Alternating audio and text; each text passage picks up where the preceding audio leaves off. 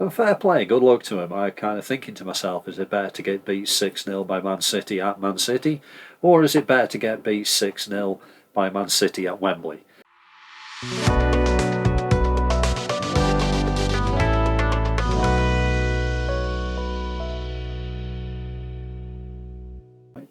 Hi, this is Mike. Welcome to my vlog about football in general and Burnley FC in particular. A vlog that will, in the 6th minute, break out into brief applause to respect a recently deceased close family member. R.I.P. to Dulcio with the angles now.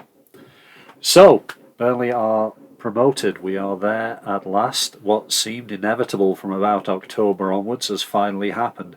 A brief blip at home to Sunderland, a 0-0 draw where Sunderland were full value for their point. But then we go up to Middlesbrough and get promoted. And in normal Burnley fan style, we kind of thinking to ourselves, this is going to be a tricky fixture. But the team themselves, as they have so far and so often this season, just basically went, yeah, we got a job to do. We don't care where we are. It's not really in doubt. And they just put on a fantastic performance on Friday night to win at the team that, let's not forget, is pushing hard for automatic promotion. They might not get there, but they are, you've got to be strong favourites for promotion via the playoffs. That's a good side, and we made them look ordinary. Every challenge that this team has had, that Burnley have had this year, they have passed with flying colours and made it look a hell of a lot easier than it probably is. And I can't believe that they've managed to be that consistent and that good. But to clinch on Friday night at Boro, that made it a really nice Easter weekend, especially with the irony that, on Good Friday last year, Sean Dyche was sacked. And on Good Friday this year, Burnley are promoted. What is it about this club and Good Friday?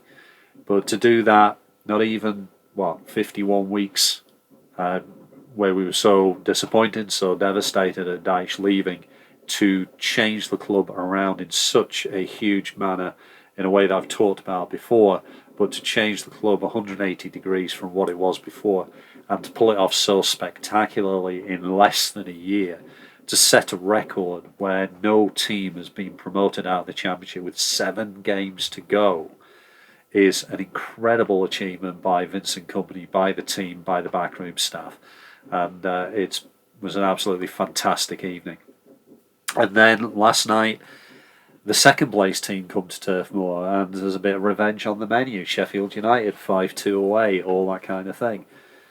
Again, I was expecting a tough match, and for the first 15 minutes, I think we had a tough match. I think Burnley were the second best team on the night.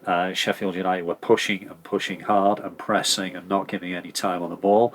The game was kind of chaotic and frenetic, and that's the way they wanted it, and that's the way they planned it to be. Burnley were beginning to get a toehold in the game, but Nathan Tella was so far off it, it was unreal.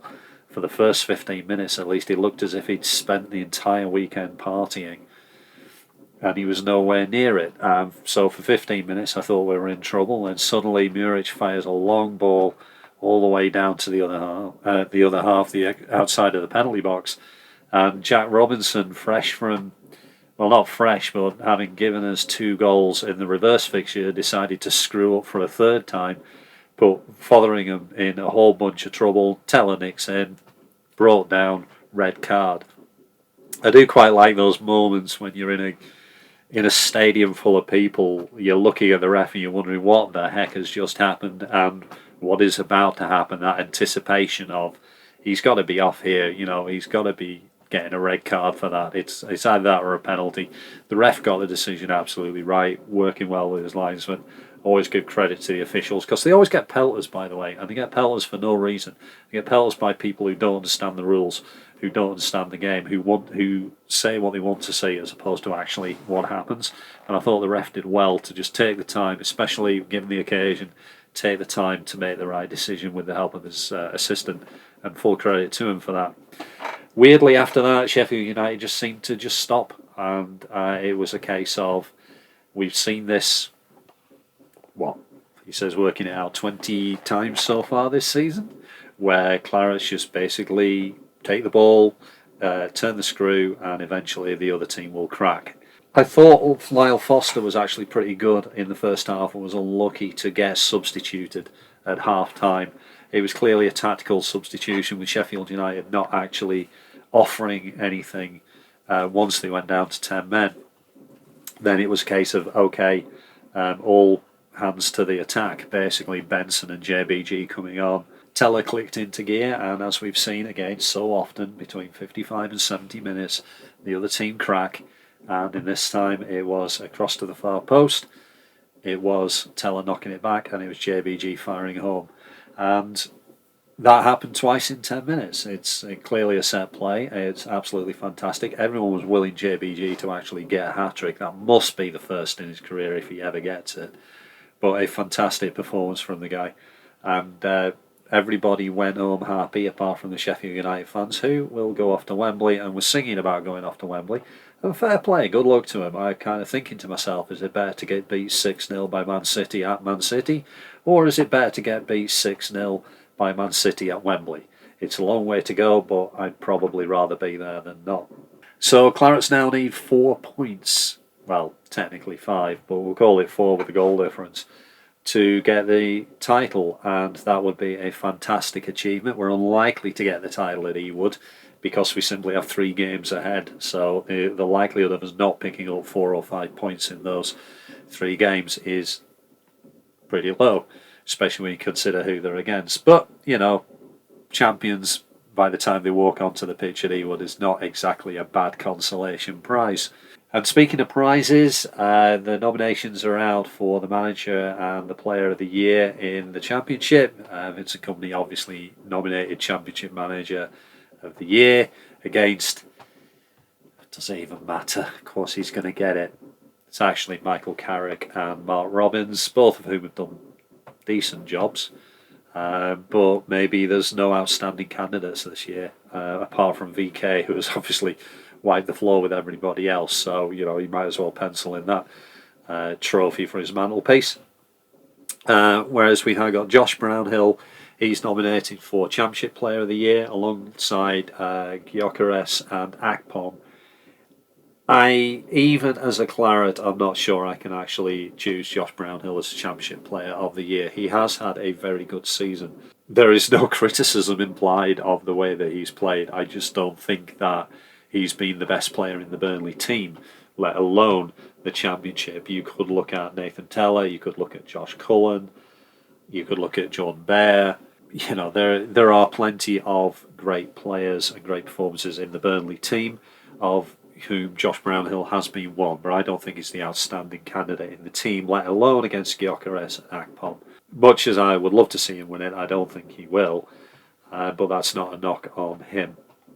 And we've got to remember that at the start of the season, he was effectively guiding the Clarets through that tricky spell where everybody else was finding their feet, and his experience in the Premier League and in the Championship before kind of showed through, and he was definitely the focus and the guy who was leading by example and showing the rest of the new guys what the Championship is about and what you need to do. And you should not forget that. So the goals might have, quotes, dried up, but I don't think he's ever been a massive goal scorer in his career. But that hot streak at the start of the season when he was knocking them in because other players weren't, and they weren't experienced enough within the system, within the Championship, Brownhill stepped up to the plate, and for that, yeah, absolutely, all the plaudits, and always give him all the flowers for that. There we go, we have 2 more matches before a home game against QPR. Will they have got the title by then? If it's QPR at home, will they present the title then? Kind of hope not. I always think that, you should always give the trophy out to the actual last match of the season or the last home match of the season. So if there is the opportunity to delay it, there's only 2 to go.